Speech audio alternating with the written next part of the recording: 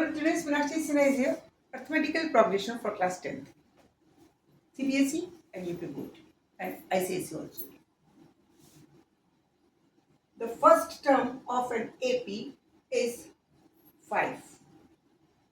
पहली टर्म्स किसी arithmetical progression की 5 दे रखी है. It means A is equal to 5. Question पढ़िए, एक एक सेंटेंस पढ़िए, उसके हिसाब से अपना इक्वेशन बनाते जाइए, तब आपको क्वेश्चन आसान पड़ेगा. The last term is 45. It means A last. AL लिख देते हैं इसको. AL is equal to 40. The first term of an AP is 5 and the last term is 45. And the sum is 400. किसका सम? Last term. क्योंकि sentence यहां से खत्म हो गया, इसके लिए खत्म हो गया, अब यहां से शुरू होता है.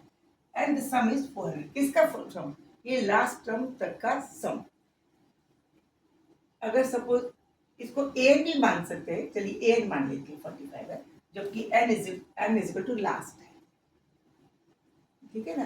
तो एस एन दे रखा है, S n is equal to 400 या एस एल कह देते हैं, कुछ भी कह दीजिए, because N is L, N last वाला. Find the number of the terms. कितनी टर्म्स है, यानी लास्ट वाला term N is equal to what, N is equal to what, and a common difference. और कॉमन डिफरेंस भी निकालना है last term. क्या है? सबसे पहले फर्स्ट टर्म दे रखी ए दे रखा है, बिल्कुल सही. सबसे हम देखते हैं दैट लास्ट टर्म इज 45. तो सपोज ए एन जो होता है लास्ट, जो ए एल है दैट इज 45. और हम कैसे लिख सकते हैं ए एन की फॉर्म में? A plus N minus 1 into D is equal to 45 है, where N is the last. ठीक है, ये हमें दे रखा है 45. ए की वैल्यू कितनी है जी? ए की वैल्यू है आपकी 5 plus N minus 1 into D is equal to 45. ये दे रखा है. करेक्ट. अब समरी देखिए. S n is equal to n by 2 into 2 times a plus N minus 1 into D is equal to, ये होता है दैट इज समरी. ये 400 है. एन हमें निकाल लेते हैं. कैसे निकलेगा? डी तो पता ही नहीं, लेकिन हमें एक चीज पता है. क्या? यहाँ हम इसको 2 और ए पता है. 2a को a प्लस से लिख देंगे. a प्लस a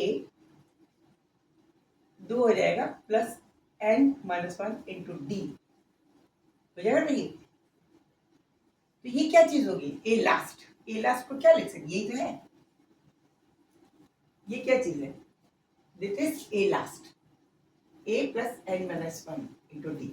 तो A plus N minus 1 into D, इसका मतलब ये होगी N by 2 into A plus, इसकी जगह 45 लिख सकते हैं. क्लियर? देखिए ए लास्ट क्या है? This is a last. That was the last one, क्योंकि n की वैल्यू हमने n निकाली. तो यहाँ a प्लस एन दो टुकड़ों में बांट लिया. a plus N minus 1 into d हो गया. तो ये चीज जो हो गई, ये चीज a प्लस ये a यहां से लेके यहां तक की दूरी 45. अब हम यहाँ पे a भी पता है और n हम निकाल सकते हैं,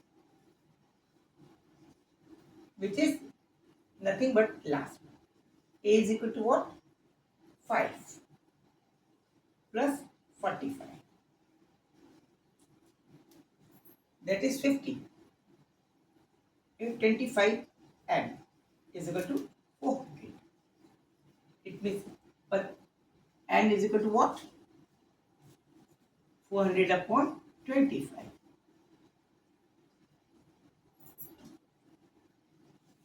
इसको 4 into 100 लिख सकते हैं. 4 into 100 upon 25 is equal to n. It means 4 for the 40. 16. n is equal to 16. n की वैल्यू आ गई 16, यानी 16 उसकी लास्ट टर्म होगी. क्लियर? आप डायरेक्ट भी कर सकते हैं अगर चाहिए तो.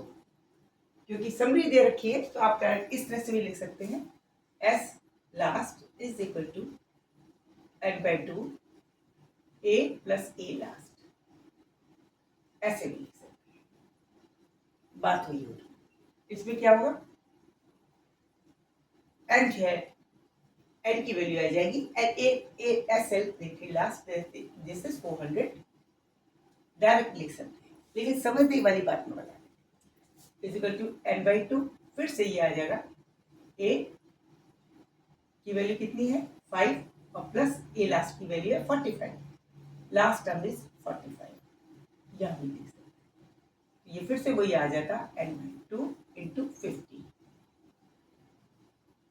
ये वाली चीज आ जाती, ये वाली चीज डायरेक्ट निकाल सकते हैं। अब आपको क्या निकालना है, find the number of the terms, तो नंबर ऑफ टर्म्स कितनी होंगी 16, नंबर ऑफ टर्म्स कितनी हुई 16, 16 will be the last one. अब हमें इसके अलावा कॉमन डिफरेंस निकालना है, किसी भी फॉर्मूले में रख सकते हैं कॉमन डिफरेंस, किसी भी फॉर्मूले में रखिए, चाहिए आपको इसकी वैल्यू पता है, ए पता चल गई एंड 16 पता चल गई, इस पे रख सकते हैं common difference. Putting n is equal to 16, ये तो 45 की वैल्यू है ना, इसी में लिखनी, ए हो गई, ए की जगह आ गया 5, ये ना, प्लस n आ गया 16 माइनस 1 और into d is to be determined is equal to 45, ठीक है। इसको करेंगे 5 into 15 d, 5 plus 15 is equal to 45, it means 15d is equal to 40 and d is equal to 40 upon 50, okay, that is ठीक है, इसको काट दीजिए अपना से 8 upon 3, this is the answer, okay, common difference is 8 upon 3।